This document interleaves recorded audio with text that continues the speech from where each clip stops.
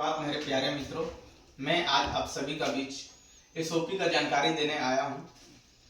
तो चलिए हम बताते हैं डोजर का एसओपी के बारे में।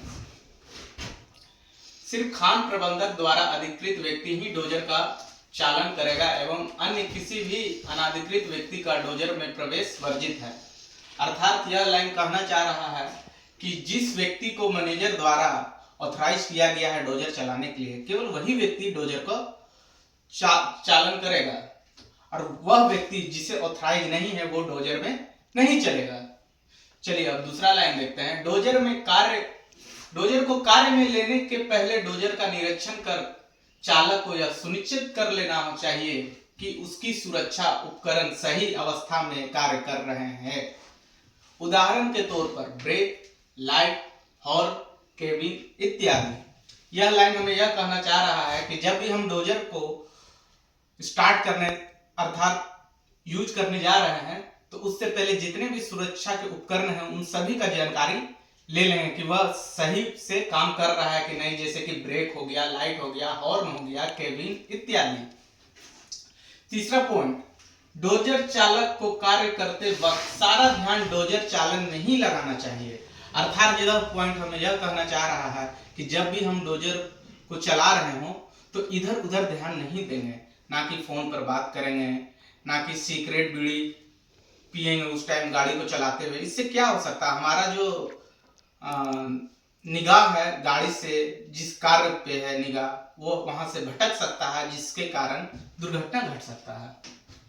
दूसरा पॉइंट हमें यह कहना चाह रहा है कि डोजर में कार्य के दौरान अथवा प्रारंभ में कोई भी समस्या आने पर डोजर को बंद कर तुरंत मैकेनिक एवं सक्षम अधिकारी को सूचना दे देंगे। यह पॉइंट हमें यह कहना चाह रहा है कि जब हम डोजर को ऑपरेट कर रहे हैं और उस दौरान कोई भी गड़बड़ी उसमें आप पाते हैं या किसी भी प्रकार का उसमें अनवांटेड चीज आपको लगता है कि कुछ गड़बड़ी है, तो आप तुरंत मैकेनिक या उस सक्षम व्यक्ति को सूचना दे देंगे जो इस कार्य से रिलेटेड है।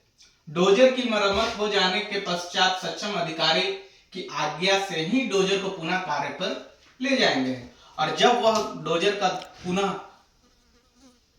रिपेयरिंग हो जाए तो फिर उसे तभी कार्य पे ले जाएंगे जब तक कि सक्षम अधिकारी उसको कार्य में ले जाने के लिए आज्ञा ना दे दें।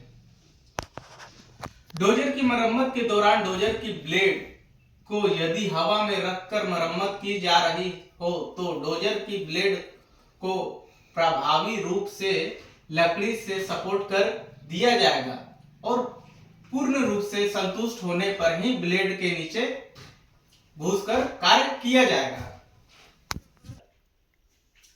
तो यह पॉइंट हमें यह कहना चाह रहा है कि जब भी हम डोजर का ब्लेड में मरम्मत का काम डोजर के ब्लेड को हवा में रखकर करेंगे तो उसमें हम क्या करेंगे, लकड़ी से सपोर्ट दे देंगे और यह सुनिश्चित कर लेंगे कि वो बढ़िया से सपोर्टेड है कि नहीं, तभी उसके नीचे जाकर हम कार्य करेंगे। अगला पॉइंट, जो डोजर की मरम्मत के दौरान डोजर को बंद कर ऐसे प्रभावी उपाय किए जाएंगे कि टगर न पाए। अर्थात यह लाइन हमें यह कहना चाह रहा है कि जब भी हम डोजर का मरम्मत करेंगे तो उस क्या हो सकता है, वो ढल सकता है, जिससे क्षति हो सकती है। तो हम क्या करेंगे, उसके जो टायर होता है उसके नीचे कोई ऐसा वुडन प्लैंक्स वगैरह कोई भी एक बड़ा ईंट टाइप का चीज लगा देंगे ताकि कार्य करते वक्त गाड़ी ढलकर पीछे या आगे की ओर ना जाए। चलिए अगला पॉइंट देखते हैं। डोजर चालन के दौरान डंप क्षेत्र में बर्म बनाते समय डोजर चालक को यह निश्चित कर लेना है कि वह बर्म की ऊंचाई, मोटाई और चौड़ाई को निर्देशानुसार ही बनाए रखे। अर्थात यह लाइन आपको यह कहना चाह रहा है कि हम जिस क्षेत्र में डंप करते हैं वहां पर एक बर्म बनाया जाता है। बर्म क्या होता है, जब हम डंपिंग करते हैं तो जो डंपर वगैरह होते हैं वो मटेरियल को डंप करती है तो वो क्या नीचे की ओर जा सकती है, गिर सकती है, एक्सीडेंट हो सकता है। तो उससे रिलेटेड जब हम डोजर ऑपरेटर है बर्म बनाता है तो वो जो बर्म है उसका पैरामीटर कैसा होगा, हमारे बताए हुए तरीकों से जो हमारे डीजीएमएस सर्कुलर के में दिया गया उस हिसाब से बनाया जाएगा। उस चीज का ध्यान रखना है डोजर ऑपरेटर को। डोजर बालक डंप को निर्देशानुसार ही एक तल एवं एक दिशा में आगे बढ़ाएगा। मतलब यह पॉइंट हमें यह कहना चाह रहा है कि जो भी डोजर चालक है वो डंप को जब बनाएगा उसे एक तल में ही बनाना है और एक दिशा में ही बनाते हुए आगे बढ़ना है।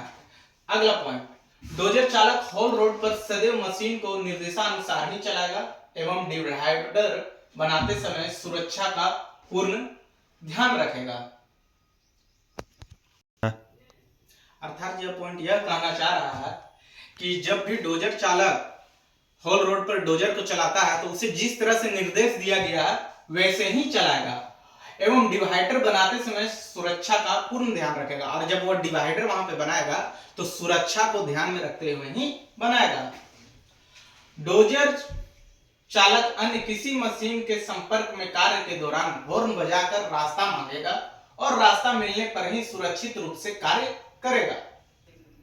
अर्थात यह पॉइंट यह कहना चाह रहा है कि जब भी डोजर ऑपरेटर किसी अन्य मशीन के साथ मिलकर काम कर रहा होगा तो उसे जब भी रास्ता चाहिए होगा तो हॉर्न बजा करके ही रास्ता मांगेगा और उसके बाद ही सुरक्षित रूप से कार्य करेगा। अगला पॉइंट, डोजर चालक डोजर को कार्य के पश्चात बंद कर अधिकृत व्यक्ति को ही चाबी सौंपेगा या डोजर को बंद कर लॉक कर देगा, कभी भी डोजर को खाली छोड़कर नहीं जाएगा। अर्थात यह पॉइंट यह कहना चाह रहा है कि जब भी आपका कार्य समाप्त हो जाता है तो उसे जिस जगह लगाने के लिए स्थान आपको दिया गया हो वहां पे लगा दीजिए, गाड़ी को लॉक कर दीजिए, चाबी को उस सक्षम व्यक्ति को ही दे दीजिए जो इस कार्य के लिए ऑथराइज है।